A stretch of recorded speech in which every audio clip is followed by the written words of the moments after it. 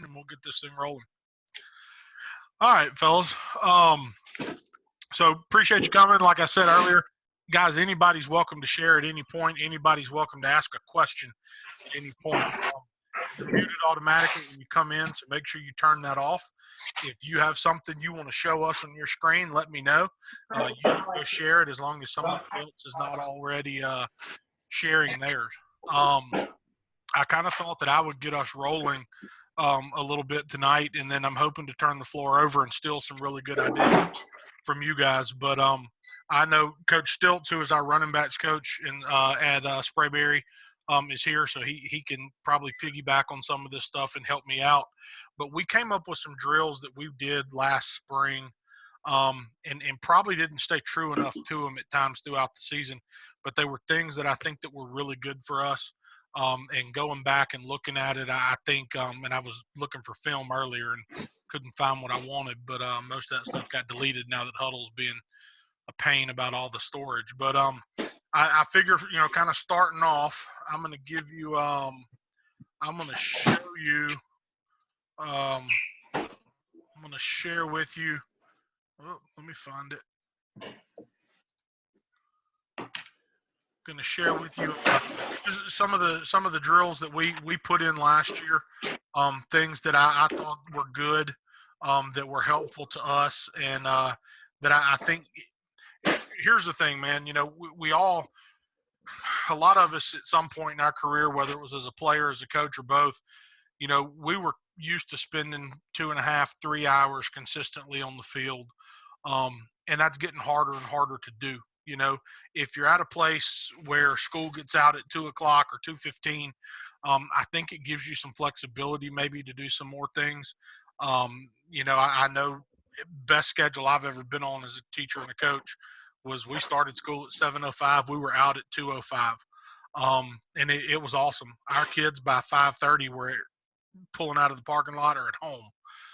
We're just getting started at 5:30 now. Our school gets out at 3:30. We tell our kids you're taped, dressed, and ready at usually 3:50, sitting in our field house, and we do a brief team meeting before practice starts. That was something that was new for us this year, and I'm a big proponent of it. It gave us a chance to kind of just center our kids, give them the focus of the day for offensively and defensively. We started it during spring with we could address install, we could hit different things, go over practice schedule with the kids real quick, but that's something that we did every day all season long. And then all of our kids went out together. You know how it is. There's always the kids that are late getting out there. Close the door. They're in the training room, or they're doing this or doing that.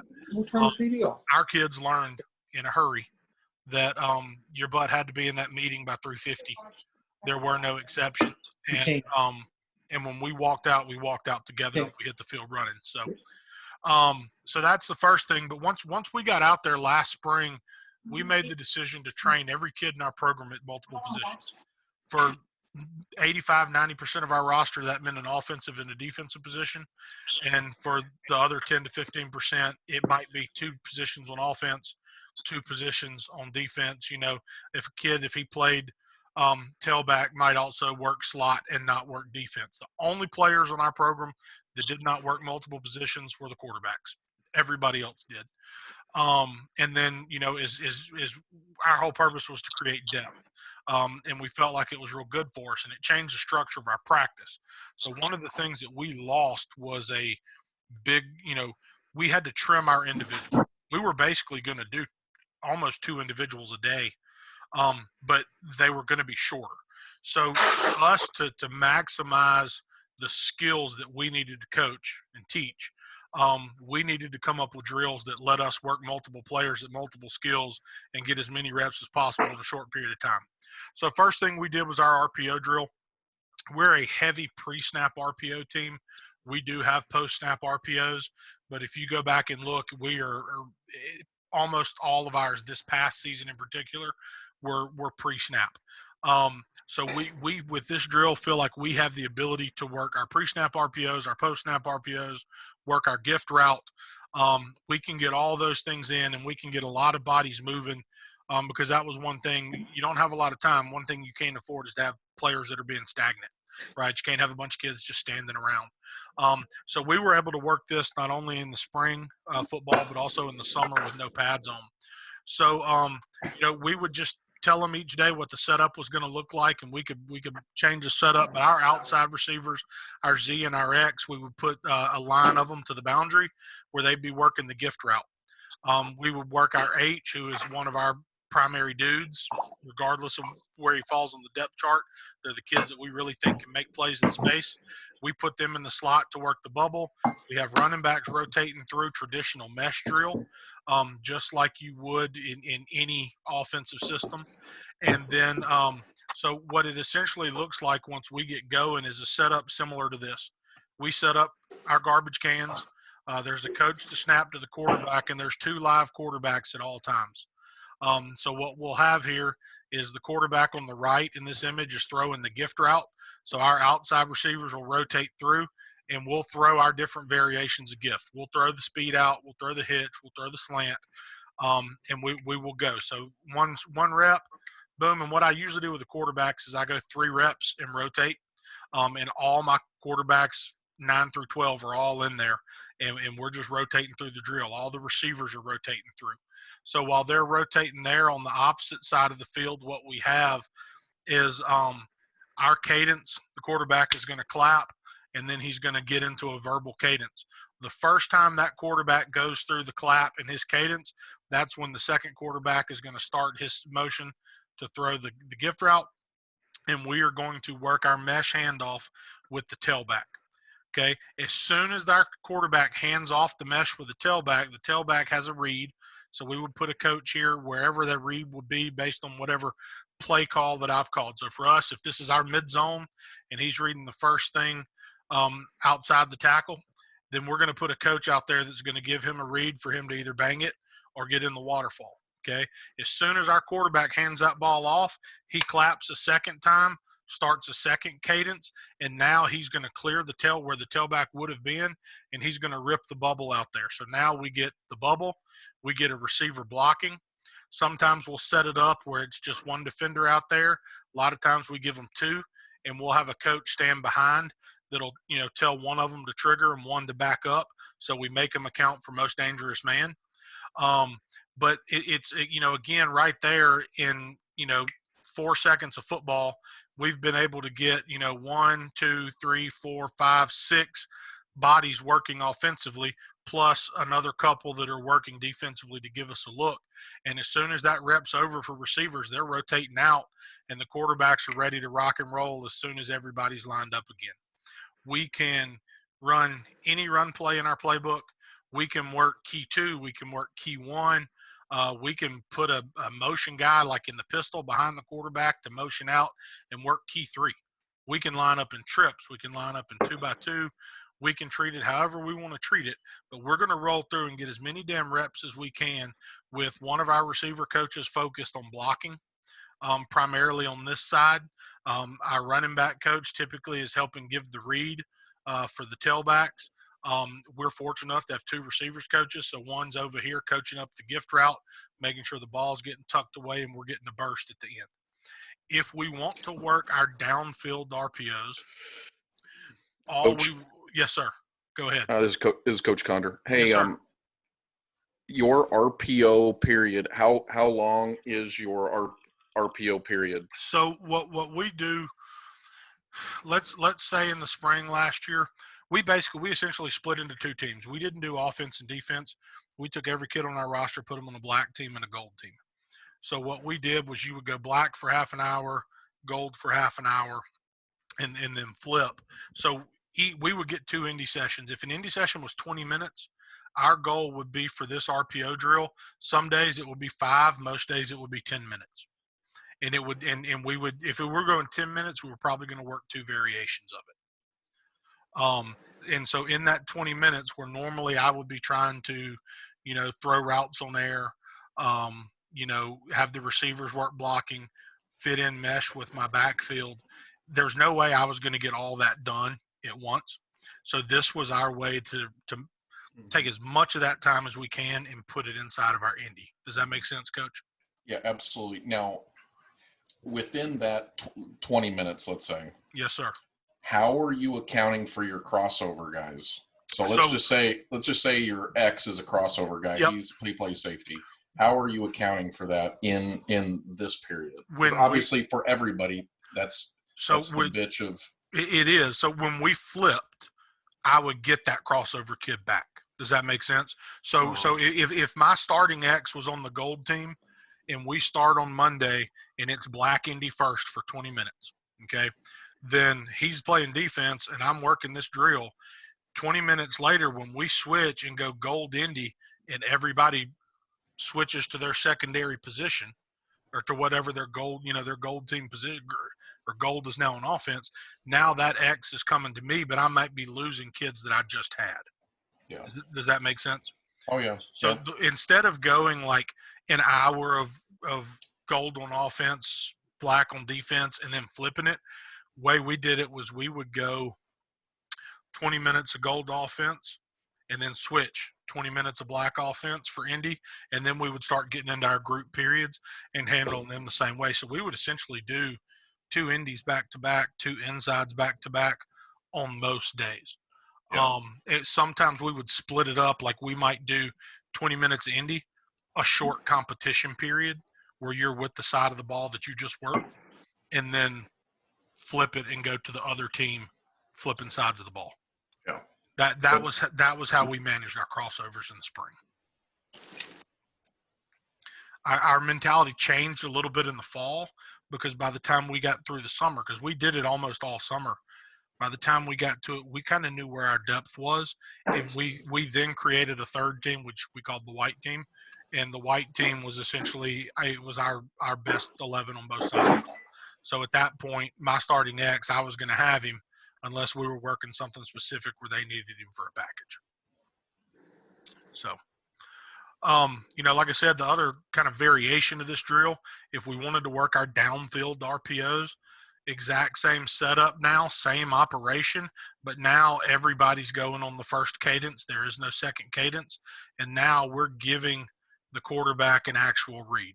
So, for instance, the secondary quarterback is over here throwing the gift route, and he is now going to read this linebacker. And, linebacker steps up. We're gonna look to bang the slant. If this guy's locked onto the slant, we're working outside to our kind of relief route. If this back guy hesitates at all or buzzes out, we're going to hand the ball off, and now we're still giving the tailback a read for whatever his run play might have been. So, we may start and for 5 minutes work our key screens, or we may go on Monday, work our key screens, be satisfied with the work we got blocking, and then turn around on Tuesday, and now it's all of our downfield RPO stuff. But it gives us that kind of same opportunity. I know a lot of teams work a ton of like pop as an RPO. So another way that we would set it up is we would put our receivers out wide, and we would have a group out here working aggressive blocks. We run jet sweep. We run, enough key screens that we're going to get defenders being hella aggressive. So we would work these guys out here, try to put them in an adverse situation, and tell the defenders, go inside or go outside. And we would ask our guys to work it, and we would have both wide receiver coaches over here focusing on that. Here we would have our stretch or mid zone to the left called, have the Y working the stick or pop RPO, and again giving the quarterback the same type of read. If he's downfield, we pull and pop it. If he buzzes or pops out, we're going to hand the ball off. But then over here, a lot of times with the second quarterback now, we would be working a double move route, right? Work something a little bit more downfield. So here it's like an out and up or a hitch and go. Maybe even just working a rhythm post or a vertical route that may not necessarily be tied to the RPO, but might be something off of our play action game that week. Where that quarterback can go through the same footwork, the same action with his hands, and then find the route and try to drive it out there. So we felt like that was a very effective way for us to maximize our reps in a real short period of time. Because of the jet sweep that we did, we used a very similar drill to work our jet sweep again, making sure guys are blocking. Our running back is leading out on our jet or our power read. So we want to make sure we give him an opportunity to work on his blocking as well. So we really set things up in a very similar manner and then we'll set the formation up however we want it. Sometimes we're spread out. Sometimes we have a compressed set, but everybody's operating off the first cadence, and we set up a structure to make our kids work, make our kids think, and then apply the rules that we've given. We've installed the play. The second quarterback will give a short ride and then pull up. I know a lot of teams will try to bang that glance route on the backside of jet sweep.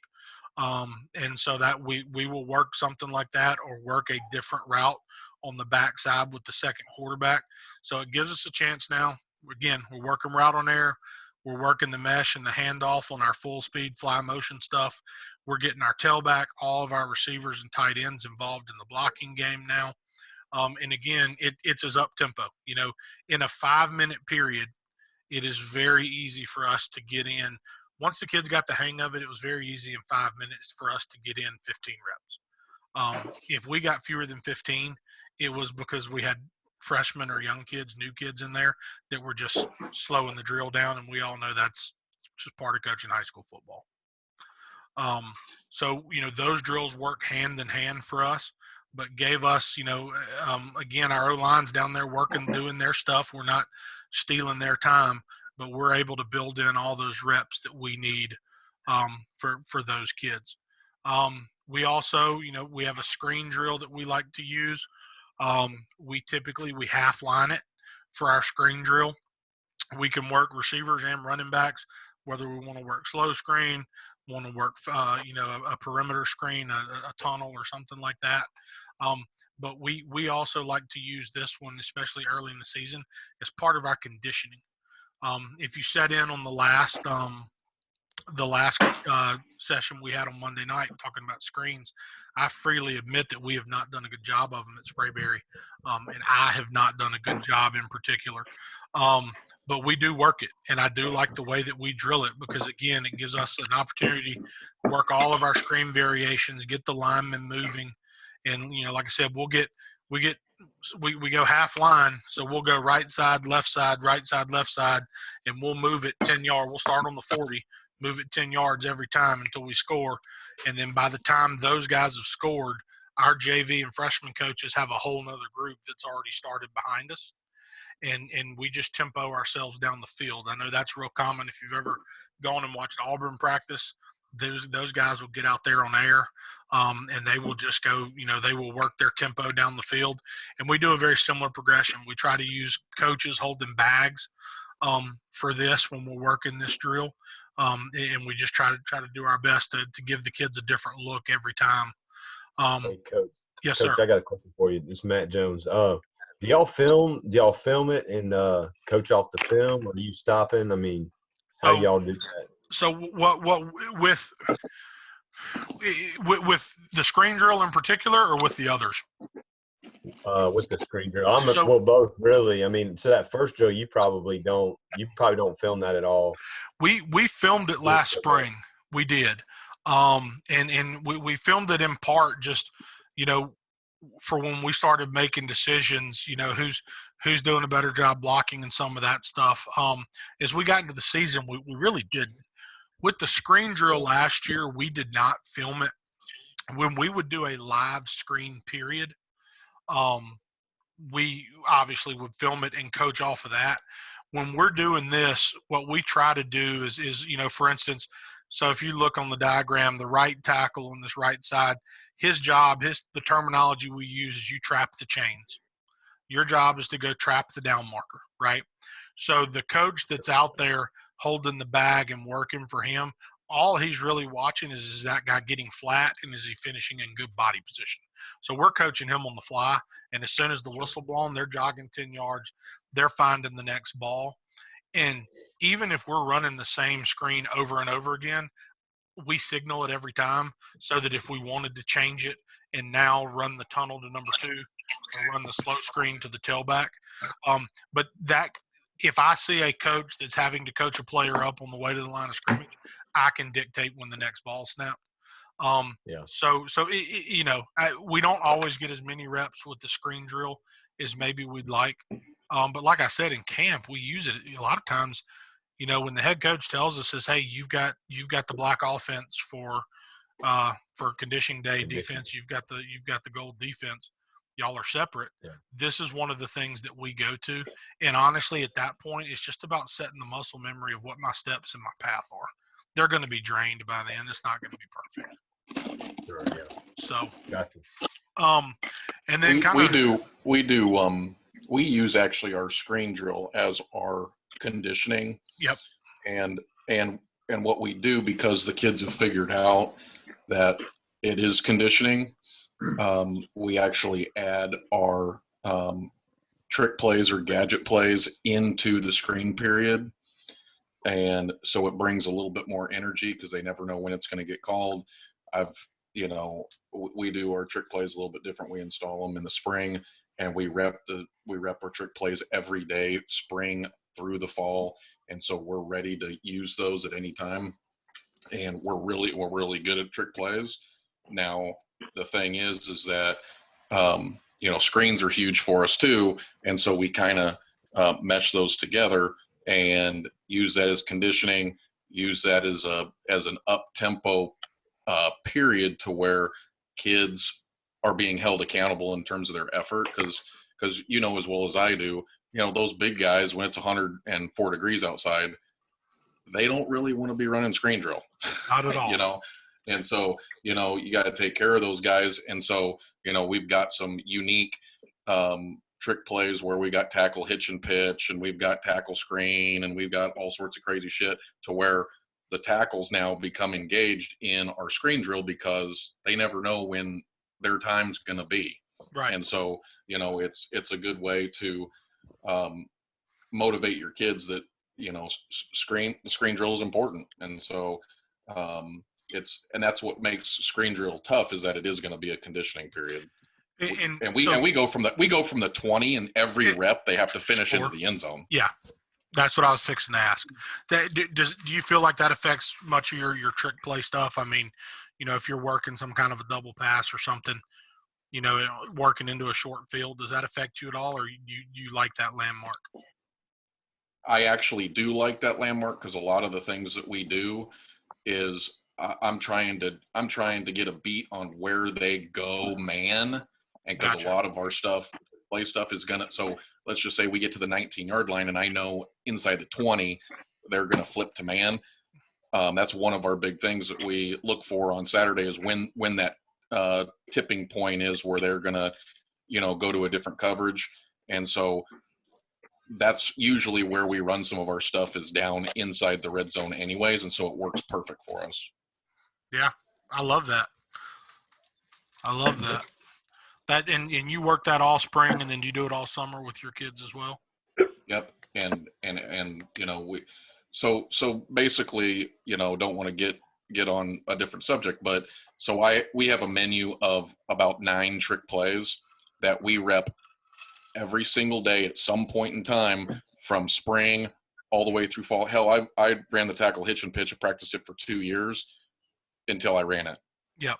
Because I want to have confidence that it's going to get done. Back 10 years ago, I'd practice a trick play. I'd install a trick play on Monday and want to run it on Friday.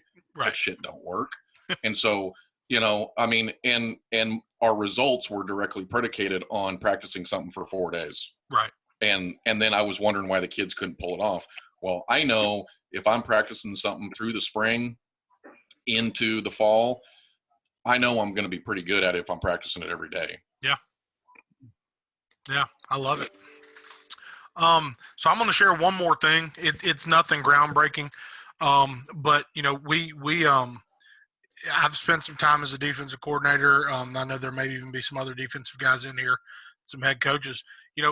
Everybody will get 2 huddles going to work tempo for their defense, right? You'll have maybe your 1 offense on one hash, your 2 offense on the other hash, and your 1Ds out there, and you're throwing things at them as fast as you can. We wanted to find a way last year to be able to go 2 huddles with our offense.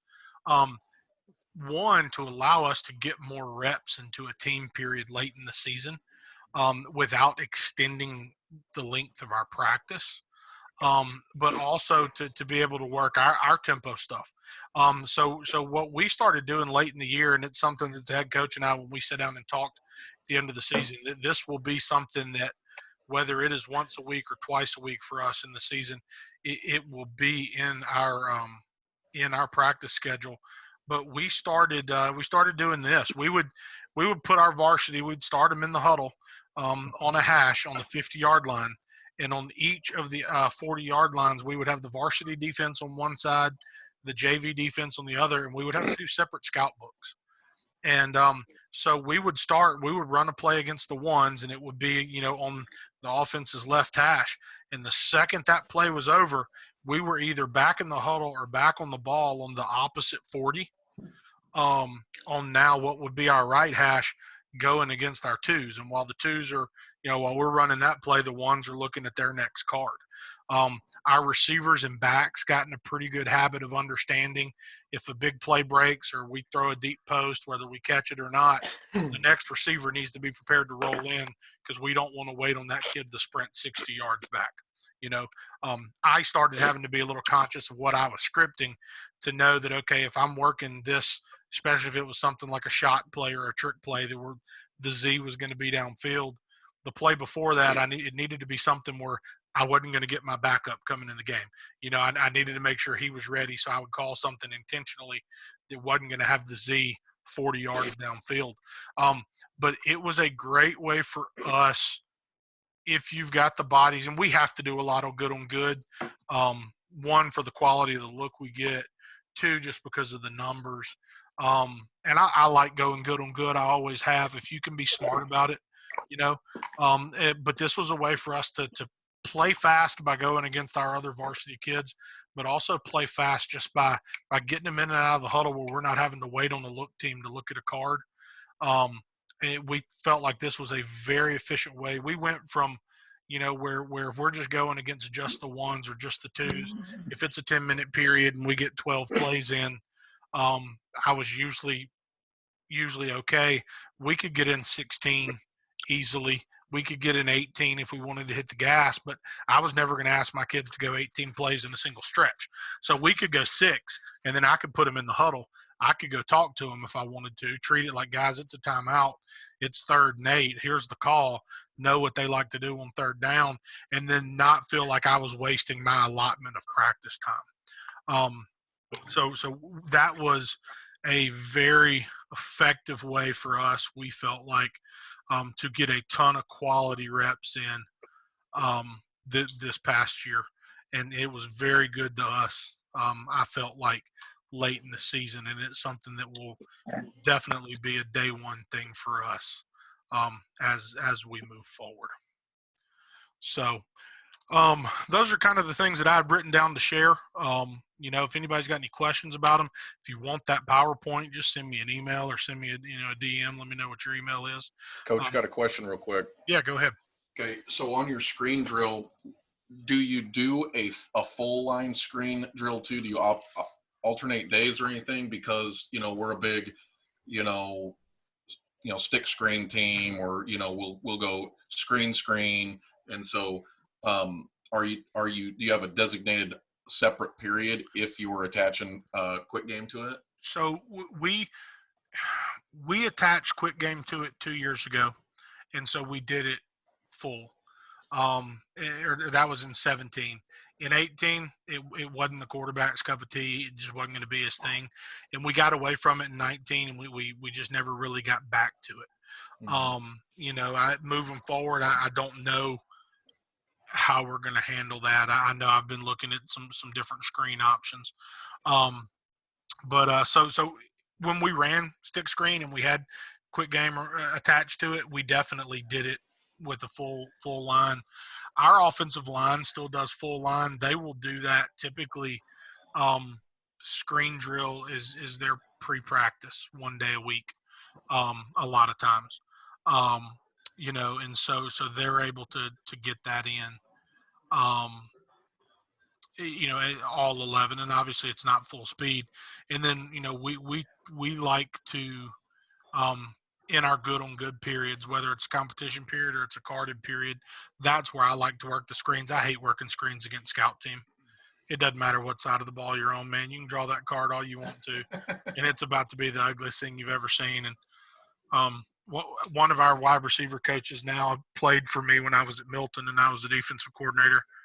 And we're sitting there after a game one night this year, and he starts laughing and telling the story of when I kicked him off the field and made him run laps, because he looked at the scout card and realized that it wasn't going to work, and he installed this trick play in the huddle.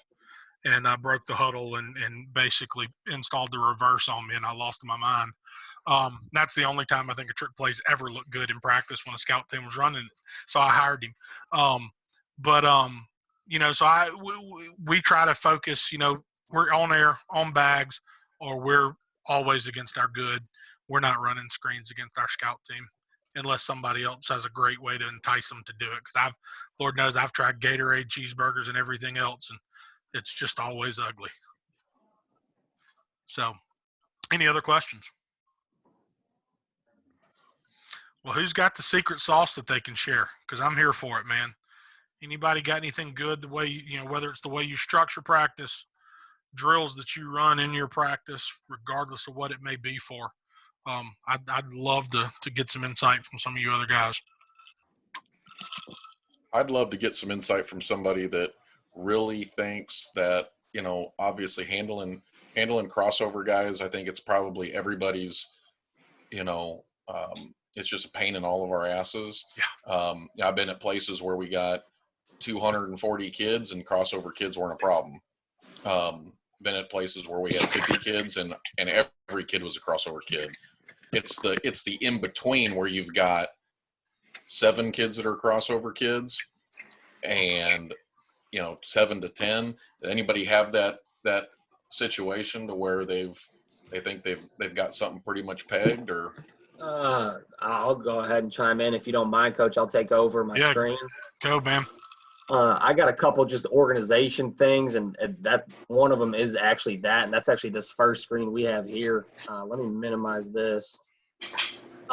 So, pretty much everybody in America now has the same exact script, but what we do, and the head coach and I, he was the D coordinator, I was the OC, is we would go through Monday, Tuesday, Wednesday, Thursday, and say, how many of them do you need for the crossover guys? And anytime that we had something shaded, right, that was pretty much an alert to the position coaches for the play before to get them out. And this is like in season. This is our fall camp one, but we do it during season as well. So like here, we kind of treated this like, a change of situation, a pick six, whatever you want to call it, a block punt, however you want to call it, and you got to run back out and you got to go back and play offense and defense, bang, bang, bang. That's the best in terms of what Coach Condor was saying there. That's what we've done, and it gives the coaches, when we print this off, it gives them like an alert, like, hey, play 5, get your number 1s out, play left tackle as well, our starting defensive end. You know what I mean? So that was something we did. I'm not going to say it was foolproof, but now, do you guys script your entire practice like you have here? I script every single practice every week.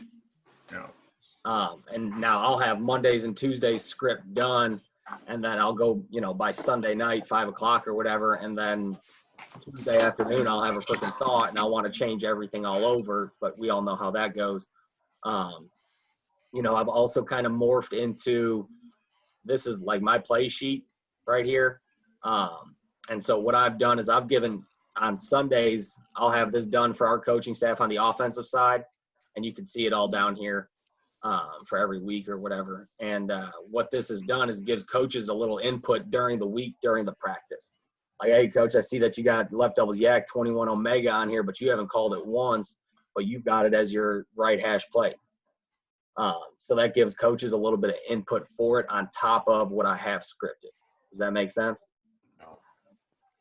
It's a lot of work up front. I'm fortunate or unfortunate. It kind of depends on where you're at in your life, that I don't have a kid at home. So I am able to do this. And I hope that by the time I do have a child, that this is like second nature to me. Another thing that we did, it was actually, I don't have the offensive film on it, but we did a lot of circuits. And here's like an example of one when I was at Ave Maria as the linebacker coach. is we would just split up the whole team in 2 or 4, and we would have rotations going. It didn't matter what their position was, and it was all fundamental, whether it was, block destruction or tackling form or pursuit. See, like, here's our pursuit for that day. It'll come up eventually, hopefully. So this was our pursuit one for the day, and it didn't matter what the position was. You were doing this, and this was more than likely some sort of pre-practice that we did. You see a student assistant there. He was the guy who was kind of coordinating. Same thing with this guy right here. And we did it a lot on offense for blocking angles, in terms of, interior or stacked or, however you want to do it, man off or peeling off a double team, because pretty much everybody who blocks has some similar situation to what's going on there. Trying to think. Ooh, that's not what I want. But then in terms of like organizational practice, this is what I know. I'm not doing drills or anything. I just figured I'd throw in a little something different. But this is what we have every single day. Non-negotiable, has to be, like, my stuff's always filled out. Our running back coach was out of building. Our tight end coach was out of building, and our O-line coach is a year away from retirement, so he said, hell no. But this is what we had every single day. You can see it. We go through this every week on a different sheet. And that started with, on Sundays when we met or Saturdays when we met, where's everybody going to be at what time? What are we wearing? So on and so forth. This was our checklist. I know that's kind of all over the place and a little different than what Coach D was doing there, but it was, kind of a stem off of what you were doing with your organization, Coach. So let me ask this, Coach. When you're working your working your crossover the way that you showed with your script a minute ago, are you teaching all those kids? Are they getting the whole piece are they getting the whole pie, or are they just getting the piece when you're teaching? It kind of depends on, like, this past year, they got the whole piece because we had 3 guys outside who were better than any other 3 guys that we could have put there. So they got the whole thing. So, like, this is a Tuesday script. So then on Tuesday, they got, these, whatever they're doing here, as well as the Monday install and, an all fall camp and all of that as well. But they also, on Wednesday, we'll probably have them cross over for these ones. You know what I'm saying? Right. And that kind of falls on me. And it kind of simplifies your scripting and your game planning, I've found, because, when you're only running, in an ideal world, 12 plays out of 20 different formations, you don't have to do too much. I know, Coach, to get back, Coach Conn, to your question, we've tried, we were able in the spring to teach our kids everything.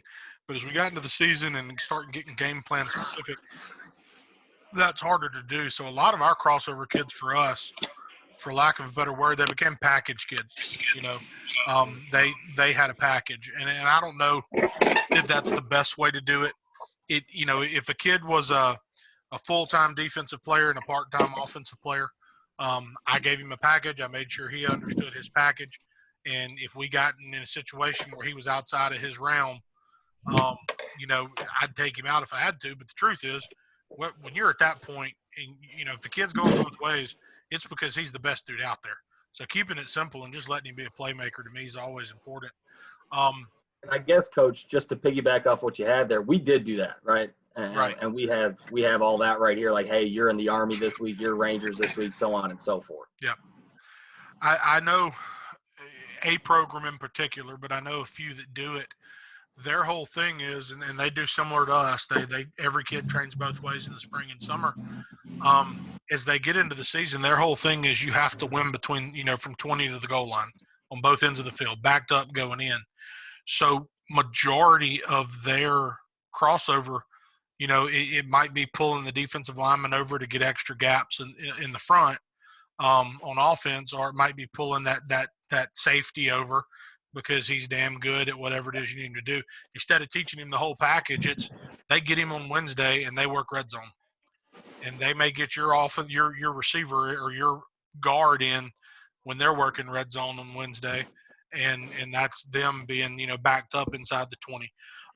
And the coaches I've talked to that do that really like that process because it kind of forces them again.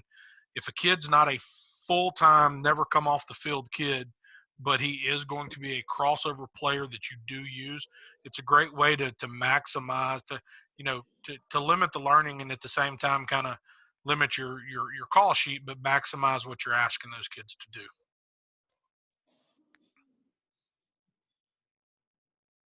And some of the issues you got to get out in front of, like I got an incident with our third string running back was our best corner. And there'd be times where he's on defense, and if we're going that 2 huddle drill, we break one against the JV, and my running back's down in the end zone. We got to, instead of stopping the drill and get him walk back in shape, you just kind of got to bring him back over and steal a couple reps with him. And you just got to communicate with the corners coach, and it takes a lot of pre-planning in the summer, so that because he's not getting every rep during offensive time, he's down there working his cornerback stuff. Well, and that's the other thing. Get ahead of it. Coach is exactly right on that, and he managed a lot of that for us, so it definitely made a difference. That's the other thing too. The way we practiced, when it's our period, it's our period. So I get whoever I want when I want. But if I only need that kid for 6 plays, coaches are going to get him for those 6 plays, and the rest of the time he'll get a breather. But he's going to be down there on the other. He's going to be working corner because, if we're working against our ones, we want to work against our ones as much as possible. So we did a good job. I think staff communication is always important, and we did a really good job of that, at just communicating, hey, it's our drill. We don't need Darnell until we call for him. Use him as you need to. And so they would have him out there, and when we were getting close, we'd just say, hey, Darnell, come on, man. And he'd come over, get in our huddle, and as soon as we were ready, Coach Stilts would put him in, and we're all rolling. And when we were done with him, we'd usually send him to just go rest, But that was the other thing, if your periods have emphasis, where it's an offensive emphasis or a defensive emphasis, I think it helps. It's those versus scout periods early in practice or in the middle of practice where it's hard, right? That's where it's hard to get the crossover kid. I'm lucky to work, with a group of guys. The head coach is a defensive guy, but he and the D coordinator are both, as long as I tell them ahead of time, they're going to work with me. They may give me shit about it, but they're going to work with me, and they've never balked at that. So, and we try to do the same with them. One thing I like that we do when we go to team, we start doing this year. We'll go 10, 10, 10, and 10. We'll go 10, with the primary starters on offense against the defense. Boom, we flip. Defense goes. We come back to the 10 for the offense. That's when we take the flip guys, and we make sure we script those flip guys in that 10 plays. And we just I really like going 10, 10, 10, and 10 because it just kind of keeps the tempo going. Everybody wants to split up and go have 2 different scout teams, but football's really changing. Even at a large high school like we're at, it's just we just don't have the numbers like we used to. So we got to service each other. And like you said, you got to get a decent look. You gotta have some good defensive guys. So. Yep. I know, like one of the things we did, especially during the summer, like you were talking, Coach DeWeese, everybody pretty much trains, both ways. Once you get in, I think the bigger deal is once you get into season, and you're talking about practice, it's a lot easier during the summer to structure what you're doing and how you're doing it. For instance, during the summer, we do a lot of where we'll have kind of an inside run, front 7, with slots, varsity going, working on, install run versus defense, and at that time, JV is working, some kind of skelly pass coverage type deal. And then we kind of flip it, and JV will work their run period, and then we'll work our coverage period, knowing that some of the guys that are involved in the passing game aren't necessarily involved in the running game unless they're, receivers, running backs, stuff like that. Obviously, no block, no rock, right? So What we say.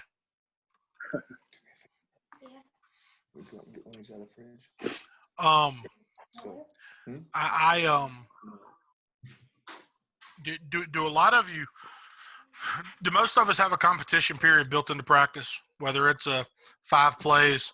One day the situation might be third down. One day the situation might be going in or coming out. Do a lot of you guys do anything like that? Yes, 5 plays. Yeah, 5. Absolutely. We always script for 5, and it always ends up going a little bit longer. It's the same thing when we do blitz pickup or something. We may script for 8, and I'm looking over. I'm like, "Hey, boss, that's 8," and we end up going about 12.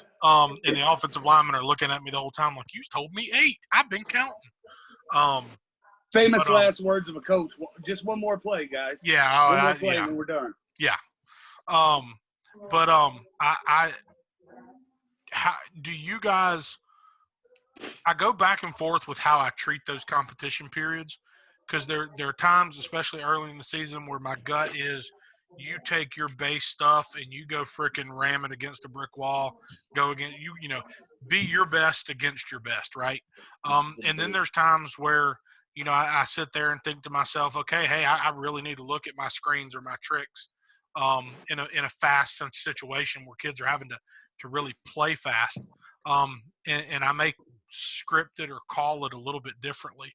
And I go back and forth sometimes on what the right approach for those competition periods. Right? It's easy when you're working 5 coming out or 5 going in. That's never a big deal. It's more when we're working an open field concept. I go back and forth on how I maybe should script that particular drill. I think you should script for what you need to work on. I think so. A lot of times I see people we're trying to win. I know it's the competition period, but like you said, we really need to work screens these 5 plays. And if we don't win, it's not the end of the world. At least that's my approach.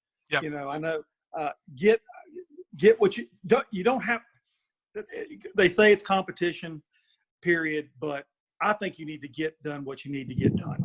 If it's a third down period, get that done. If you don't win, the hell with it.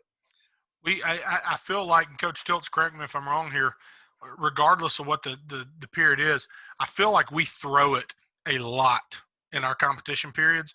And when you go break us down, that's not what we're doing. I mean, we throw the football, but Tailback ran for 1,800 yards last year and set a game. He had 2 carries in one game because he had a bum ankle. Because it doesn't count, and you throw it more. I mean, it doesn't count. I mean, it doesn't count. Like, and what's it matter? And protection, and our defense coordinator, Stewie's going to throw some things at me. They're moving and coming, and so I want our kids to protect, right? Because that's the one thing. We can go work combos all day long and down there in Indy with our O-line, and it's not going to be live, but it's easier to work those skills and concepts in the run game than it is in the passing game, right, when you're not live. So we get in those situations, and I suddenly, my offensive linemen are looking at me, and they're like, man, Coach, why do you keep – well, because I need to see us against pressures. I need to see us in some of those things. And I don't know if that's always what best serves us, but it is what I think a lot of times what we need to work, Trip, because, I mean, that's, we want to run the football, but at the end of the day, when we get in third down, we're going to have to be able to wheel and deal a little bit. And like I said, I just don't think you need to get all caught up in beating the defense. Yeah. Get done what you got to get done, and that's hard for all of us because we get competitive and we're like, and then you start doing, but then you didn't work on those screens you needed to work on. You know what I mean? So what we do is we do a competition. We start at the 10-yard line. 5 plays. I'm an offensive guy. Every defensive coach that I've ever worked for or worked with at some point has hated my freaking guts, right? Because I want to score on every play. Right? Yep. I mean, that's and so we spot the ball at the 10-yard line. We have 5 plays. If we score on play 1, we back the ball up 5 yards. If we don't score, it's second down and 8, right? If we score second down and 8, the ball backs up 5 yards. So we could score on the first 4 plays, and the ball has been backed up 5 yards after first down, 5 yards after. So now situationally, I'm in a little bit different position. Yeah. Okay, now I'm working from the 25 or the 30 or wherever, and so I'm not at the 10-yard line saying, okay, well, I'm going to run sail and I'm going to freaking puncture your ass, right, and score. Okay, now I'm working a little bit more, not in the middle of the field, but I've got much more space to work with where you're only winning in that competition if you're scoring. So I don't stay at the 10-yard line and score 5 times in a row and the defense is pissed off, and so it gives, and we do it for competition. We'll do popsicles, or we'll do, pizza, or we'll do whatever, one day a week, but we do it about 2 or 3 days a week. And the defensive guys like it. They're going to bring a bunch of pressure. They're going to knock the shit out of my quarterback. We're going to run a screen on first down because I want to score. Defensive coordinator's pissed. Well, now how's the rest of our practice going to go, right? Well, now everybody's pissed off at each other. Everybody's got some juice. Everybody's got some juice. Well, if the defense stops us 5 plays, guess what? Coach Conder's pissed, and they're all happy. So it's kind of an even trade. Yeah. But I think backing it up every time you score gives the defense, some motivation, right? Because go ahead, Coach. No, go ahead. Well, I was going to say, hypothetically, let's say you score play 1, so now ball's on the 15, you got 4 to score, and you turn it over. Does the ball go back to the 15 or go back to the 10? Actually, on a turnover, the drill's over with, and the defense gets crunk. I like it. And basically, all the offensive guys are getting their ass chewed out. I like what we're doing with our first and third period. Yeah, Coach, you want to explain that drill? Where we start off at 1st and 10, the 40 going in, and put the sticks out. The result of that play gives us 3rd and whatever. If we automatically score first, it comes back to first. If we gain 4, we're then at 3rd and 6. And it's not a matter of scoring, but it adjusts our goals to what we need to work on. We need to be winning and staying ahead of the chains. The competition's based on getting the first down at some point, and that's when we're taking tick marks and tally marks, and we're doing push-ups to the loser.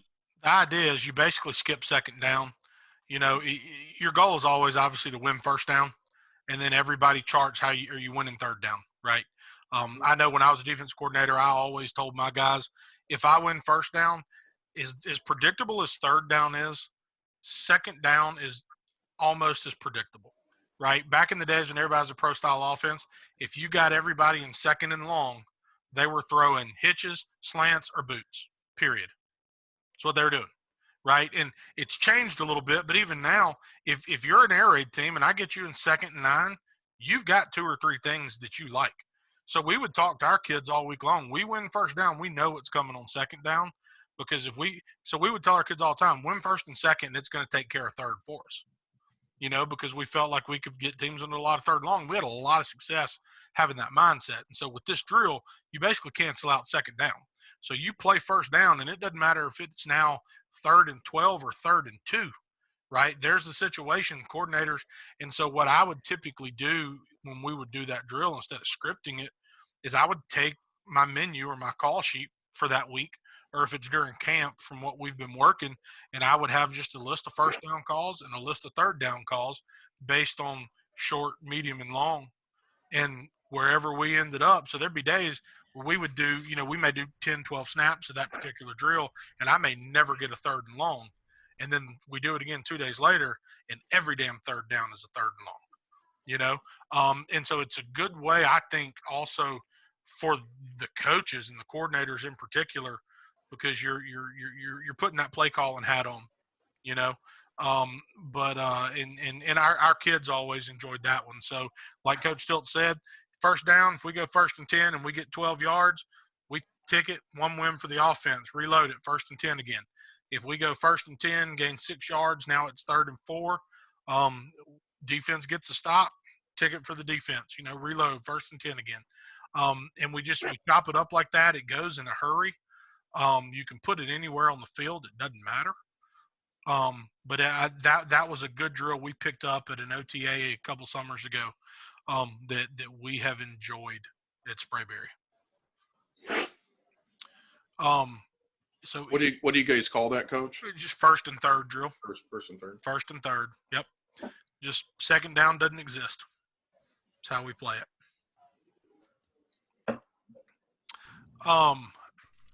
So here's, if anybody jump in at any point in time, but one of the questions I had, one of the things I thought about putting this together, like Coach, you put your whole call sheet together on Sunday. We do it a little bit different. I don't put a formal call sheet together, but what I do, I'm trying to look and see if I've got one ready to go. That's not there. So what we do is we essentially in huddle each week we give our kids part of the game plan, right? So when we give them a formation grid, so I'm going to go ahead and share my screen real quickly. So we upload it into Huddle now. This is one from actually a couple years ago. But so we give them, basic information about the defense, primary coverages, who their best players are. And I'll roll this out on Sunday, and then Monday night I'll give them Tuesday, and Tuesday night I'll give them Wednesdays. But we roll through, just basic depth chart for them. And then we give them, so here's our formation, right? We're going to come out in doubles, and these are the plays that we're going to work from that formation, and we will work all of these on Monday. And so, we diagram it up for the kids against their look, and the kids can go in and look at everything. And so that's what our kids get. So this creates my menu basically for the week. And I've got to, it creates my rough game plan. And then as the week goes on, I script obviously based off of this. If we're putting trips into the boundary, it's going to look like this. If we're putting trips to the field, it's going to look like this. So we make sure to work all the different variations throughout the course of the week. And at the end, as the week goes on, if there's things that I don't like, I remove them, And so that's kind of like I said, we put it in Huddle. All our kids get it. If we've got film of somebody else running a similar concept against the defense, we're going to turn around and give them that. We're going to insert that film into the same deal, and by the end, that's how we kind of build out our call sheet. And this may be getting Coach, do you have a number that you're looking for come Monday to have, or on the weekend, whatever you looking for a number, 25, 30, 35? That's Coach, we waste a lot of damn time every week with me getting up there and going, okay, we've got too much, let's trim it back down. And then we usually end up adding things. I don't want to say we have a specific number. In my head, I want it to be 20 to 25 at most. They're a lot of times when we get over that, right? Like we're mid zone. That's the basis of our run game, and we may run it from 4 different formations. If you count all those as separate things, then our number's higher. If you count mid zone as mid zone because we're doing it every damn time, just twice the tight end's on, twice he's off. It's just a question of where the other receivers are. If you count those as one thing, then we try to be closer to 20 if we can.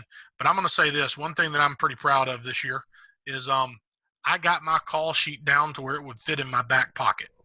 And I'm no Mike Leach. I don't have a 3x5 note card. But we got to the point where, we would this call sheet right here would print out and would fit right in my back pocket. So I do basically play by hash and formation on one side, and then I've got all my situational stuff on the other side, and I've got color codes for different things. But that's the DC coming through you, Coach. Probably so. But the whole thing, and part of that is me wanting to put it in my pocket. Is I hate something hanging off my damn waist. I hate having something in my hands when I want to signal. Less is more. And that's the thing. If it doesn't fit in my back pocket, I put too much shit on there. Yeah, less is more. The more, 28 years of doing this, less is more. Every time we go in there Sunday and do stuff, God, it just is such a waste of time. And we end up throwing it out, and we do what we do. And we all add something that works. God, less is more. And just, you got to do what you do and build formations around it and stuff like that. Y'all know that. When we leave the field on a Friday night, and I feel like we've had a bad night offensively, and I'm better about doing this after losses than I am about wins, is I will go back and look at what I called versus the percentage of how many times I scripted it in practice. Yes. And it's always telling. When we roll through somebody offensively, I never go back and do it. Those don't happen very often, but they happen sometimes. But particularly when I feel like when we've played poorly, I go back and I chart. Okay, how many times did I call, split zone, or how many times did I script, 4-man snag throughout the week, and then I turned around and, why in the hell didn't you call it? If you gave it 20% of your third down reps, why didn't you call it on third down? Why did it never happen? And that is part of what led me to, again, if it fits in my back pocket, it means it's harder for me to have too damn much on it. Exactly. And it also, it helped me too. We try in our practice to Wednesday is going to be our third down and our red zone day. So, We're gonna hit it Wednesday and Thursday. We'll hit it against the scouts. We'll hit it against our ones and good versus good on Wednesday, and then I'll turn around and we go Thursday morning, and we're gonna do it again on Thursday morning.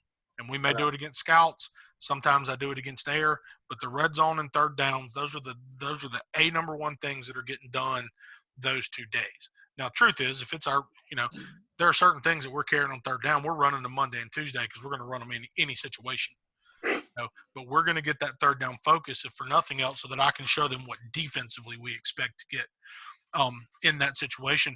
But I think that structure and practice like that also helps you build your call sheet, and building your call sheet helps you structure practice like that. And I think, Coach, that's, Coach Connor brought up, asked me if I script every practice how I had shown or whatever. I think that's why I have to do it that way, just for that informal self-eval on Friday night. Shit, I actually put it in, X amount of times, and I called it 4 only in the game, but I practiced it 14 times across 2 days. Well, you know what I mean? Yep. So I think that's why I still, only coordinating for 3 seasons, still have to do it the way that I am. We're the same way. I'll, jump back real quick. I'm, nothing special going on here, but that's, we're the same way. This was Mondays for us is a light workload day. So, we don't work our RPO drill on Monday during the season. We don't do a traditional like routes on air necessarily on Monday. We do a group period, which is, it's kind of our install. We're going over their base front, and we're looking at our base run game, right? We're working routes, and whether it's our base stuff, something we're looking to install. You can see on this day we worked a ton of empty because we felt like that got them in a coverage in the front we wanted, and we wanted to be able to dictate that in certain situations. And then there's my team versus scouts, and then as the week goes on, you can see, right down from group to, this period was all our heavy personnel, which meant that I was getting crossover guys at that point in time. And then this was going to be our good on good at the end, where I got 8 plays, and really we got more than 8, but you can see, we script down in distance, and there is a coach, Coach Stiltz is responsible every play for calling out. We have 2 coaches that'll just call out every time, 1st and 10. We script on the hash. We never put middle of the field, really. We do, on the hash, 2 to 3 yards off the hash, flip it. Everything is carded based on what we think we're going to see. And that's how we script everything out all the way down to Thursday morning, and things that we know we need to work. But that's how we handle every single day with what we do. Another small detail that we did with the carding is we actually color-coded dudes, both offensively and defensively for, just for scout purposes. Like I was the service for, for good for good D versus decent O or whatever. I was the service coach. So I would just have everything color-coded. Hey, you're red, yellow, green, blue, and then our pass pro or whatever up front would be, it's a simple call. Um, and that's something that saved us a lot of stress in terms of, our JV guys incorporating themselves into practice and just subbing each other out like, hey, come get some reps. You're just the blue guy. You know what I mean? And then it also helps coaches when they're building it on Sunday. Oh, this Mike linebacker who's always yellow, he's doing this on third down, and you catch it even if you don't see it in film. I will say, and Coach, you reminded me of something right there. One of the things that we did this year that you reminded me of was, we sat down. So we don't have a full ninth grade staff. We don't have the numbers to take those kids and be fully separate and be fully be just completely separate the whole time. So what we do, and I'm pulling one up here if I can get it. So let's see. Let me share this real quick. What we do is, and this is just from a month. Let me go to a Tuesday. Better look. So Tuesday practice, we've got our team meeting at 3:55, and then we've got a 10-minute pre-practice, and returners are working returners, snappers and holders are doing their thing. Everybody else is with their position. That's when my guys are going to warm up with the quarterbacks. We flex, we script it for 10. It usually doesn't take that long, and then we're rolling right into our Indy. And then our group period is kind of a self-scout. But what we do is we get in, and we've got 2 different cameras going. So on Tuesday for 7-on-7, the defense has the drone, our views coming from the box, and we work versus scouts. So when we get here to offensive team pass, it's 12 plays plus any reloads that I need, but I've got 10 minutes to get it in. So here we've got 2 huddles going. On a day that we don't have 2 huddles going, during offensive team pass, our JV and freshmen are on the other end going against each other, and it is JV team pass versus the freshman defense. And then when it's defensive team pass and we're given a look now, it would be offensive team pass versus the JV defense. That allowed us to give a lot of work to our underclassmen. But the thing we did for these scout periods is we sat down as a staff one Sunday and we created a depth chart for scout team.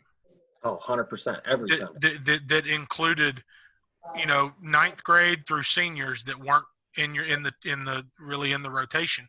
So we would post that on Monday, and they knew anytime when we say, hey, Scout D, come on, those kids knew where they fell in the rotation. Sometimes I had to be reminded, but they knew if a kid plays 2 ways for us, but we really need him to give us a look at corner one week because we're playing a team that's going to press, then that's where he would be.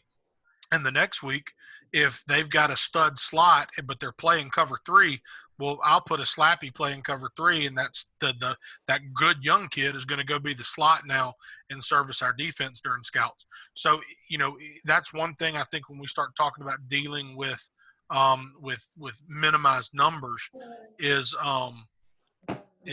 creating that 2 deep for your scout team can really help give you a better look. I think it made a difference for us at times this year for sure. I'll tell you one thing on Mondays that I like what we do. We go when we're meeting with the varsity kids, introducing the game plan, showing film, whatever. We send the JV and ninth grade out. We do too. And they have a good time. They get some competition. Yes. They get to have some fun. Because they get the shit beat out of them all week, and just to allow them to do that, that is one of the smartest things that I think we do. I agree, Coach, because we'll meet before school and put the previous game to bed. And then when we meet with them after school on Monday, we do a quick team meeting.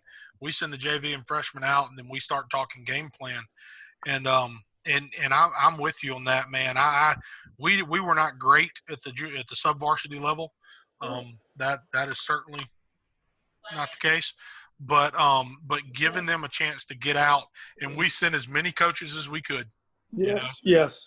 Send them out there because, at the end of the day, I would love to be able to meet separate and have our running backs and O-line in one room with receivers, quarterbacks in another. That's just not reality for us from the way the field house is set up to the number of coaches we have. On Monday when I'm doing install, just give me all 11, and we'll split up later in the week. So yeah, I'm Coach. I'm with you on that. That is that has been very good for us. We felt like, and just our younger kids starting to understand what we're doing from a scheme standpoint in particular. Anybody have anything else they want to share? Any questions or comments? Coach, I had a quick question. Has anybody thought about using this Zoom to either meet with their coaches or their players on Saturday and Sunday? Coach, I don't know if you've ever met. I work with Coach Yeah. Allen at Brookwood. Has anybody thought about that, how they're going to format that? Because, I mean, at the end of the We've checked day, in with our kids a couple of times, nothing formal yet. And then we've got a formal meeting as a staff. And But you're talking about in season, right, Coach? We're talking. Yeah, We're talking. yeah, we're we actually done- talking about doing that this year. we're talking about doing this as our Yeah. Saturday, Sunday meetings. So when I was at Milton, well, let me go back. When I was at Barron Collier in Florida, Barron down Collier in boys, Naples. good football there now. Yeah. You got some heavy fellas. We did.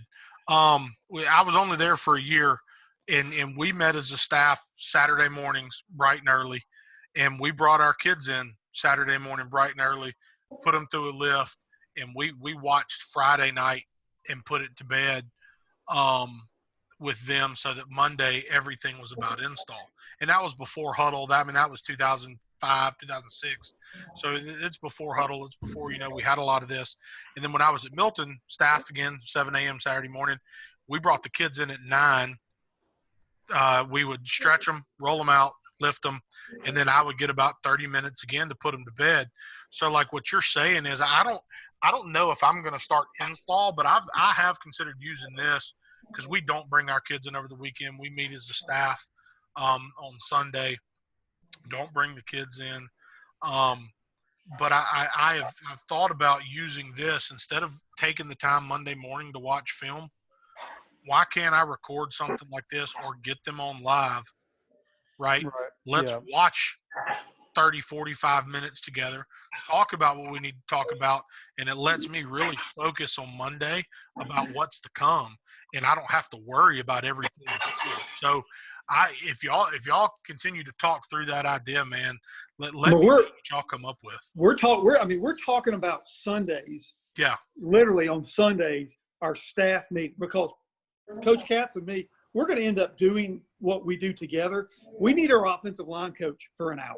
Right. Really, we just need him for an hour. He's got 3 kids, under second grade, so last year he came in for an hour and we were like, just go. I mean, we're good. Get out of here. And PJ and myself, we would finish things up.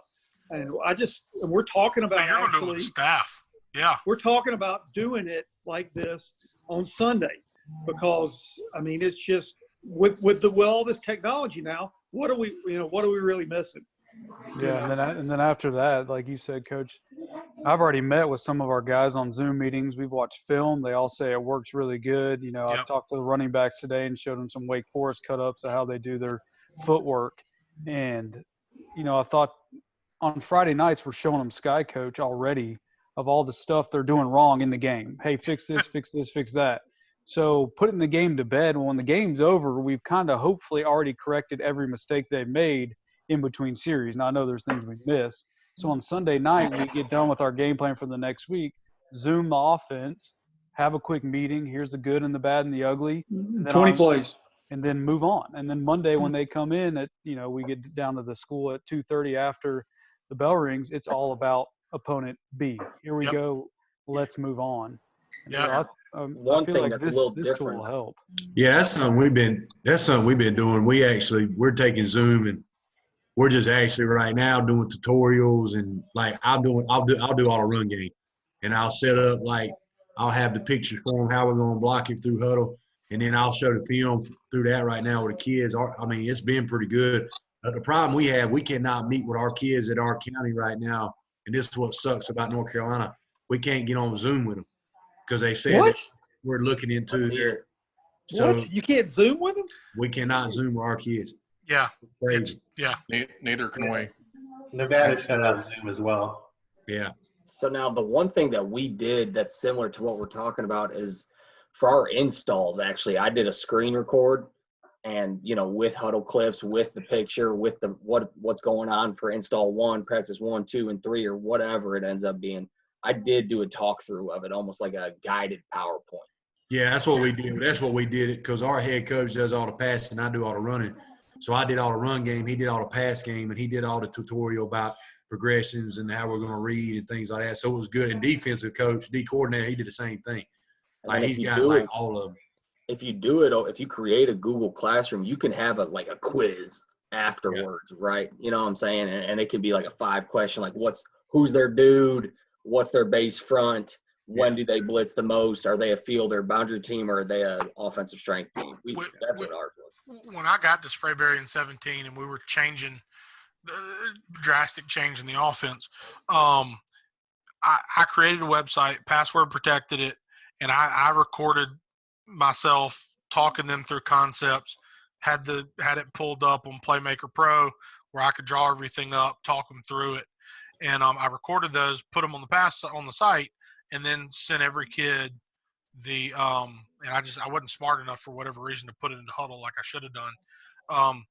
But every kid had access to the site. The thing was, I couldn't necessarily control or monitor what they were actually watching. So that's one of the things I like about maybe using this, whether it's with kids or our coaches, is just the ability to go back and forth and actually see who's on here.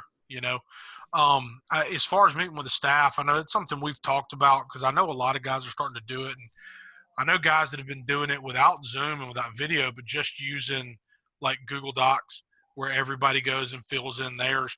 So I send out at the beginning of the season last year, I started sending out a Google Doc where each coach had assignments as far as them evaluating the opposing defense, right? And so by the time we meet on Sunday, the idea was, the receivers coach had looked at the secondary, told me what they thought. Linebackers, same, from a running back coach, and our O lineman looked at the D line, same kind of deal. And it was nice because I could go in and look on Saturday and see if anybody done anything and start going, okay, yeah, I agree with his assessment. That left corner, he's weak, But it's hard. We briefly talked with the head coach and defense coordinator. I kind of had this conversation. What if we do this, right? What if we were to try it? And I kind of felt like them is sometimes I think it's hard enough that I'm gone for X hours on Sunday. I think it'd be even harder if I'm in the next room with the door closed and the toddler can hear me and is trying to beat on the door. And my wife just wants a break so she can go to the bathroom, So I don't – I love the idea of it. I don't know what it looks like in practice, but I know guys that do it and love it. I just like being in the room with coaches. That's the thing, guys, is that, I know you have to do some things. Now, I think there's a happy medium. And when I was coaching at Plano High School in Plano, Texas, we would work 16 hours on Saturday and 14 hours on Sunday. Jesus Christ. Now, to a certain degree, that was all about justification of what we were getting paid. Yep. It was all justification. And we were turning over every rock for what? It didn't impact wins or losses, in my opinion, at all. And so, you still got to have time. And I know there's, again, the happy medium between, having some time where, you can shoot the shit, eat some pizza, drink a Coke, talk some ball with your coaches, be in a relaxed atmosphere, doing that kind of stuff. Because I'm so system driven, we are who we are. Amen. There's not a whole lot that, we played a team this past year. We threw for 565. The coach comes over to me after the game and says, "Coach, what did you see?" I said, "Dude, I'm calling freaking plays, man."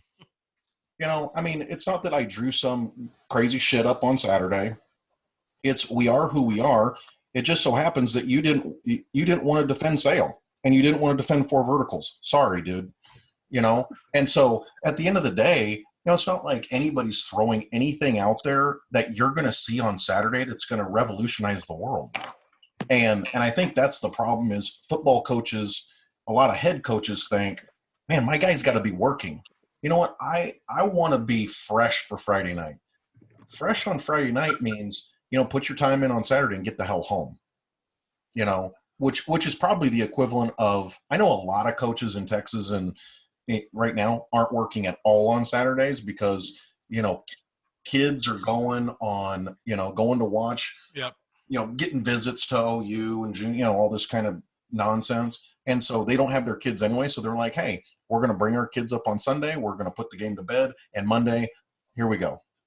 And I think there's a fine line between not doing enough and doing too much.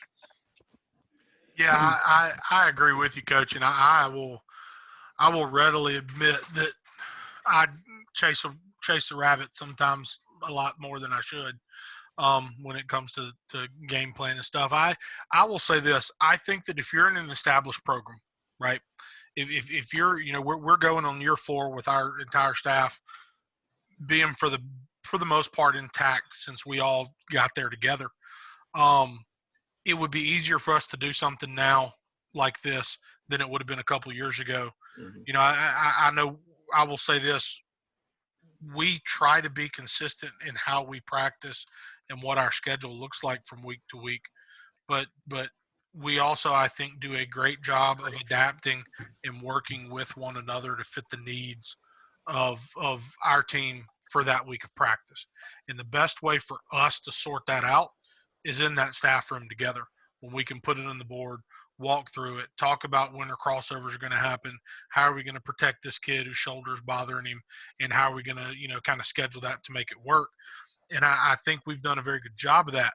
But I do think there's a way to blend this with that to cut down some of that time, like you're saying, Coach Katz. I know Coach Stilt's here. I know if I can shake loose on the Saturday, I know he can, and he and I can get on here and we can knock out a bunch. Some of the other guys on our staff, I don't know. I know some of them work second jobs on Saturday morning, and so, finding that time, I'm with you. If you can make it work, I think it's awesome. I want to piggyback on what Coach Katz said. And I've tried to preach this to my coaches for the last 5 years. We're sitting there, we got huddle sideline or Sky Coach or whatever you got. Kids are making the same mistake over and over and over. They're not making 100 mistakes. They're either stepping with the wrong foot or they're false stepping or whatever. Okay, guess what? You're coaching that. You should be coaching it up on Friday night. Okay, number one, and you probably did. So what the hell are you going to coach him up for on Saturday morning? Yeah. You've already coached him up. I think Saturday mornings is, hey, get some lactic acid out. Hey, we're going to get a good jog in. We're going to get some tempo run, and then we're going to lift, and we're going to cut you free.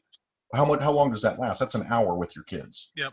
Right? And so from a kid standpoint, how many kids want to be up at the field house on Saturday morning? I sure as hell know my kid doesn't want to be. And so, you let them sleep in a little bit. You let them be kids. I think it's the law of diminishing returns, right?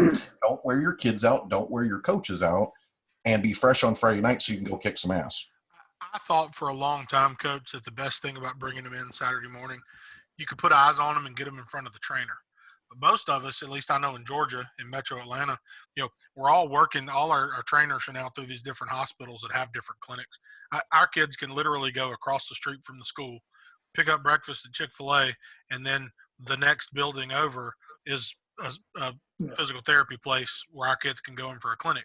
So, we don't feel like we have to bring our kids in, right? Because that's our biggest concern. I don't either. I sincerely believe in the 24-hour rule. My dad was coached for 42 years, and he was like, you need 24 hours away from each other. And they never met all those years at Brookwood. They never met. We have never met at Walton at Brookwood.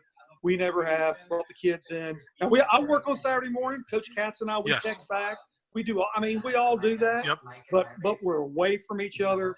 And when I was at Walton with Coach Dudley, if we were around each other Saturday morning. If we lost, we were still pissed off. And if we had won, you can't sleep after games, and we get in an argument about something. I really believe 24 hours away from everybody is huge. Coach Allen, just imagine on the 16th hour on Saturday. Hell no. Fuck that. Jesus. Yeah, there was some days with me and Rich about that 16th hour on Saturday. Oh, I can see Rich after the 16th hour. Good God. I can see Rich after 4 hours. We had this young kid. He was a first-year coach, and like the first Saturday, it was about 10 hours into the meeting. He kind of leaned back in his chair and he said, "We're almost done, right?" I go, "Bud, listen, we're gonna draw up speed option 37 different ways here in a second, and so just be prepared."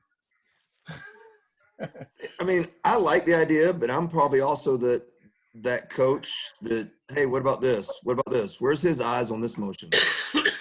That 2 hours before that we're throwing everything on the board, then the 2 hours after lunch where Pete tells me I'm full of shit, taking it off.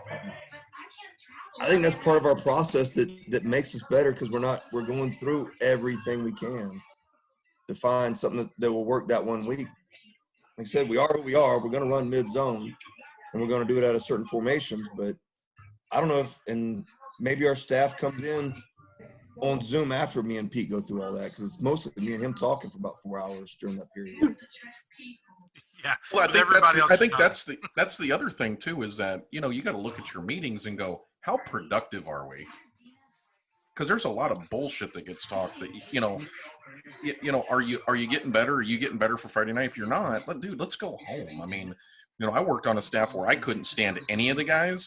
If the meeting was 30 minutes, it was too long. Yeah.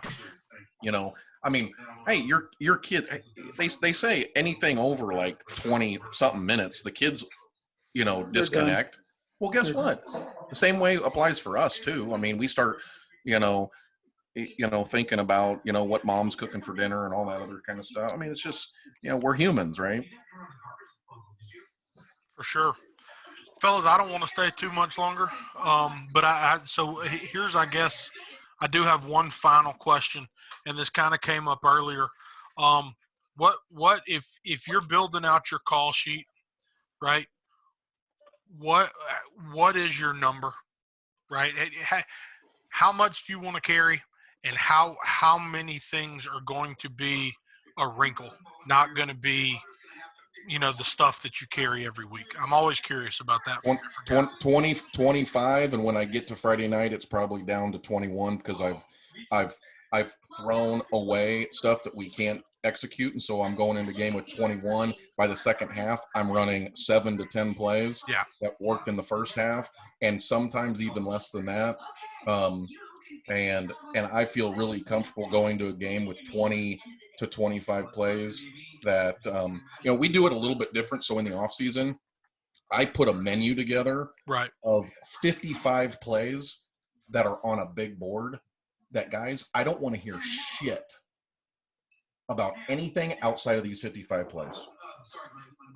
Okay. I don't want, now we can, make a tag call or something, but anything outside of this is not who we are. Okay. We're not gonna run buck sweep. Okay. We're not going to do it. We're not that team this year, or we're not, and so I try and keep that 55, and then we're pulling from that to develop our 25. And the thing is that there's a lot of crossover from week to week of those 25 anyways. Yes. Because you figure out who you are, and it's really easy to say, obviously we're going to be a zone key team that, we're going to be trio right, odd, key 3. Okay. Well, it's on the board every week, right? I mean, it's on there. Okay. And then we're going to be a key 1 team, and then we're going to be a four verticals team. And then so there's a lot of things. You probably get to about 12, and all those first 12 are on the sheet every week anyways. Yeah. And so really you're building the next, 12, 13 plays. And we're big on, if I run zone key 2 different directions, it's 2 plays. Right. Yeah. What about anybody else? Tripp, what about you? I know you only run 4 plays. Yeah, he does it. Here, Coach, I'm gonna show you my screen, because me and Tripper work hand in hand together here. So I'm going to show you. That way you can see exactly what we're talking about. Can y'all see my screen? Yeah.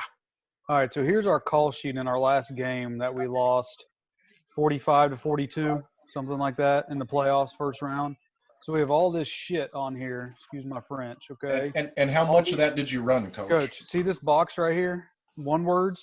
We ran That's that what we the ran whole the whole entire game. Yep, there you go. Like, Coach, I put a piece of paper in the box on this and on that, and this was the only thing I could see, and it was the only thing we needed. Because when it came down to it, we were better than them just with personnel. But at the end of the day, we had our runs, we had our quick games, we had our trick, and we had our passes. And that's all we ran, Coach. The rest of this stuff is a big old waste of time. I mean, look at all this stuff. They threw some funky pressures at you, didn't they? They were Chinese fire drill. Yeah, we didn't let them because we went one word because Sunday. Yeah, one word. Yeah, Sunday we looked around. I said, "Turn the film off. This is a pile of shit. Just turn it off. It's a waste. It's a waste of everybody's time. We're just going to one word the hell out of them, and that's what we did." Coach Katz, I got a question for you. So here's your call sheet here, and let's just say there's 70 plays on there. Right. Okay. In practice, so now we're going to go back to practice planning. How did you practice with this much stuff on, at least in your mind, that you were going into a game with, and feel like you got enough reps of X, Y, and Z to go into Friday night to use it? Right. That's when it came back to, like you just said, Coach, a lot of this stuff is junk. It's ideas from Sunday. And a lot of times, Coach, on Friday after I print our call sheets, I cross off what I know we didn't run. Now, during the week, what we do, too, is I print this call sheet off, and after we script on Monday after practice, I just come in and make little tick marks. So if I know we ran diamond right twice, I'll put two little tick marks. So then by Friday, I'll come through, and a lot of this stuff after I print it, I'll just cross it off. Now, why don't I just delete it off? That's a great question. But at the end of it, when you look at these one words, this box right here throughout the season became our home. So these are one word plays, but right here, that's truck right to Tampa. So that's just two back power. Okay. So two back power is also over here. So when it came down to it, here's what we practiced all week was this stuff. And we got all our reps, and it's ended up what we called, and we did a good, we scored 42 points and should have won the game. So at the end, you're right, Coach, this is too much, and we knew it. And some stuff I did gray out because we talked on Sunday, and we never ran trap throughout the week, so I just grayed it out. But when it comes down to it, you're right, Coach, this is your – how many plays is that? 2, 4, 6, 8, 10, 12, 14 – that's 18. Yeah. And we probably called maybe one more thing. We threw a couple of dropbacks. Yeah. I mean, but you know me, Pete, but I don't think a shift, a motion, a formation, or a yak out of the type. I don't think that's a new play. That doesn't. So that sheet, a lot of that sheet is the same play with a motion, with a motion or something. Yeah. So it's a lot of that is the same play. You know me, we're going to do those plays. We're just going to build it a million different ways. Yep. And that's so you know that. And again, like I do the same thing. PJ and I just start crossing it off and doing that stuff. So yeah, that was one thing I had to do with my head coach this year. He was because he had like his play sheet was like 75, 80 plays. So I was like, listen, we got to drop this down. Like my O-lineman can't remember all this. I mean, you got people that can't remember all this stuff. So I was like, listen, let's go with more formation and let's break it down to what we're good at: run game, screen game, pass game concept. But you can go with as many formations because he would only use like 2x2, 3x1 and hit. So I was like, listen, you can do what we're good at. Go ahead and get all these formations tied in with you, and we can do it off of. And that's where this year we actually got a lot better at. He started listening about tight ends and using the wings and using the H-back. And we got a lot better. I mean, we got down to running 5 concepts in passing, running 4 concepts in run game, and running 4 or 5 screens. And I mean, that's all we had to run. Well, that's one thing I think we do a good job of is, you know, we're going to find the formation that we think, one, gives us, you know, gets them in the coverage we want for the passing game, but 2, gives us an advantage in the run game. And even if I start with the idea of, hey, I need to get in this coverage, here's the formation to do it, my next step is not what's the route, it's what's the run game. You know, if we're gonna go from a nub 3x1 to now taking those trips and bringing them in tight and bunching them, here's our run game. Now this gets the coverage look we want. Here's how we build off of it with our play action and that kind of stuff. I think that mode of thinking, but yeah, you're right, Coach. Because a lot of times we would get all kinds of fucking coverages because we were in open sets a lot. Yep. And you couldn't get a predictable coverage. And I told him that I was like, when you get tight ends and you get the wings, you get predictable coverage a lot of times. You know what you get.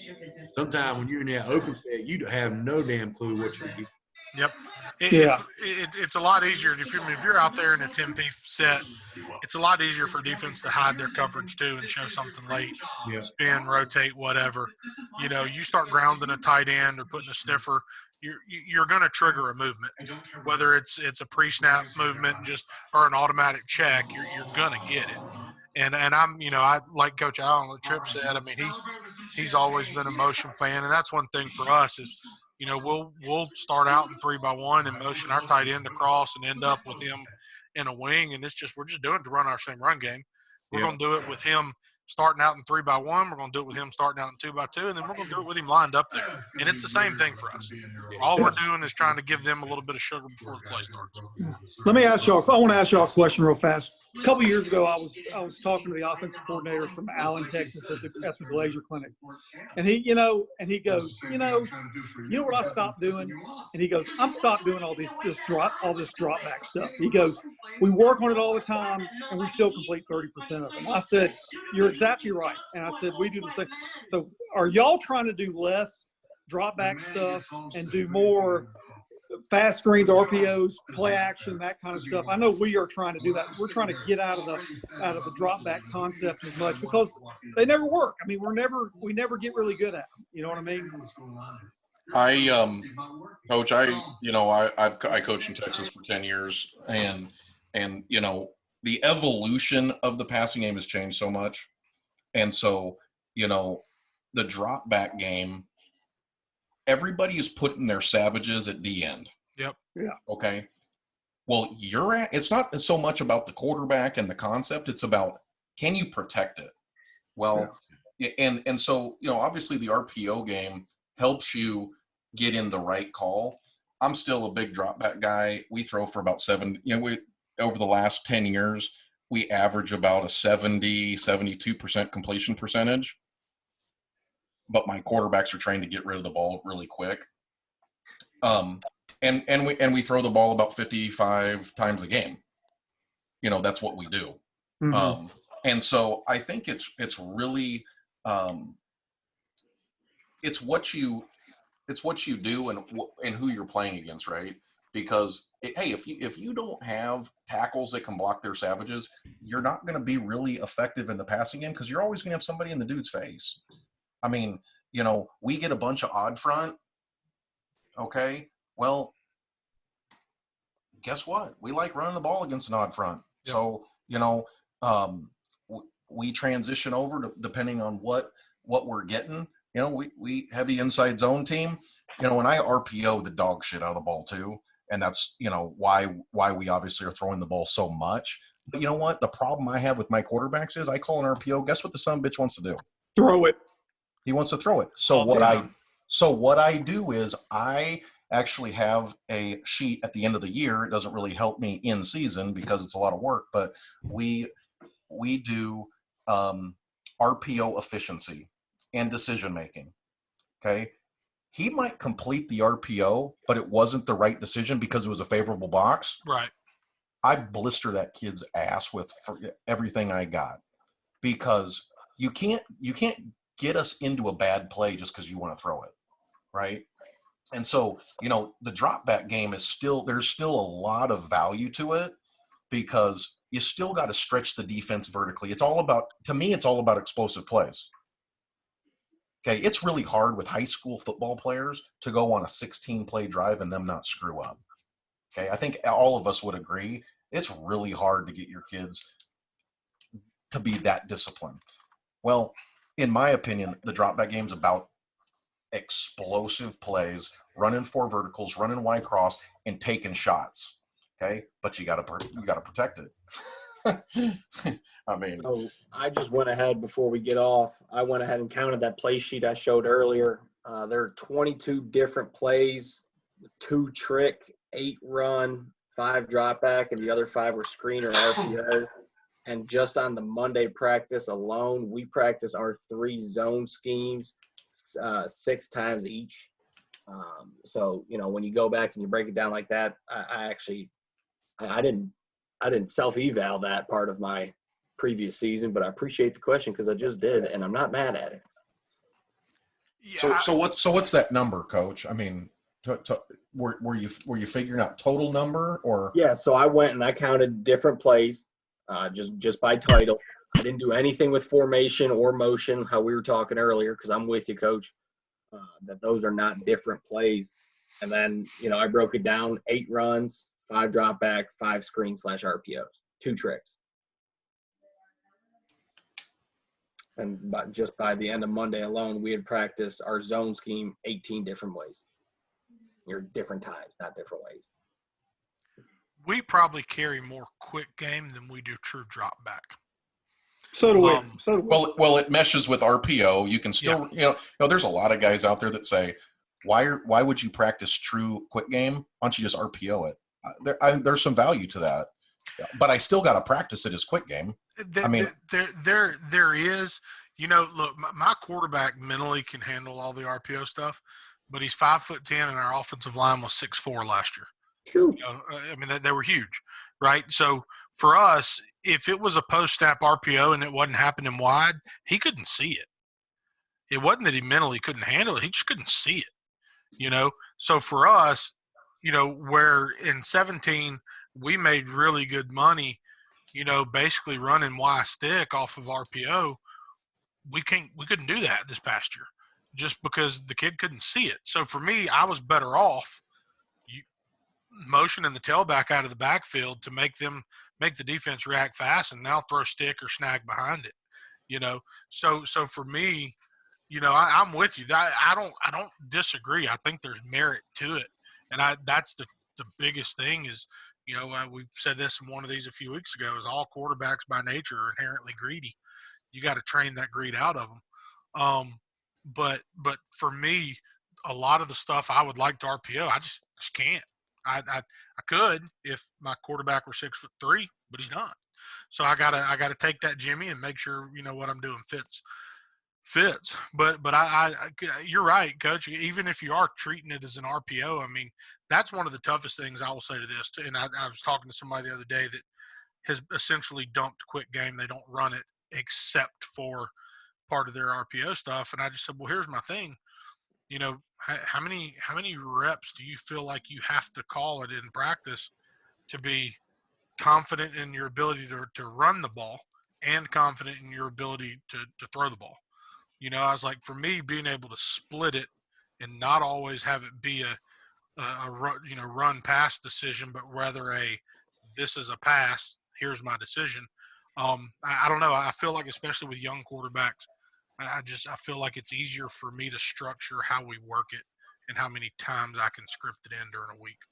So here's what happens. Okay. So back in 2014, I had a kid that threw for 5,000 yards, 49 and 57 touchdowns. The problem we had was we didn't have tons of skill on the perimeter. So we go play a team that's got some really good secondary personnel. We got quick game called. They cover down. Right. They're in zero. I've got a bad play. Yeah. And so, every coach on the sidelines freaking screaming at me, why didn't we RPO this? Well, I just got quick game called. So I took my quick game, and now quick game is all RPO because I'm getting out of a bad play. Yeah. And so I can understand that. Because if it's good, we're throwing it anyways because my quarterback's selfish as shit. Well, come on. Part of why he's a good player. Hell, he gets coached by me. How can you not be selfish? Well, yeah, I tend to say that to myself sometimes. So, fellas, I'm gonna shut this thing down because I know I need to push on. Hey, PJ, yes, I'd like to you on Twitter or anything? I'd like to connect with you on those one-word calls. Yeah, if you look at Coach Katz BHS, or if you got your phone, I can give you my cell phone number. Yeah, go ahead and shoot. 404 313-7995. Yeah, good stuff there, man. Yeah, well, they were really good. They were really good to us this year. They were really good to us. I mean, we started the season with what, PJ, 3 or 4, and we ended Yeah, that with was 10. it. You know, ended with 10. It got really good to us. Trip, you're probably gonna hear from me about those too, because I know I'm gonna want to see them. So, man, fellas, I appreciate it. If y'all need anything, you can get me on Twitter, Facebook. Got my number. Feel free to text me. But I appreciate y'all coming. I've got a page full of notes of stuff I can't wait to sit down and look at. So appreciate it, man. Have a good one, and y'all stay safe. Sounds good, Thanks. man. Coach, Enjoy thanks, it. Coach. Take care. See ya. Thank you.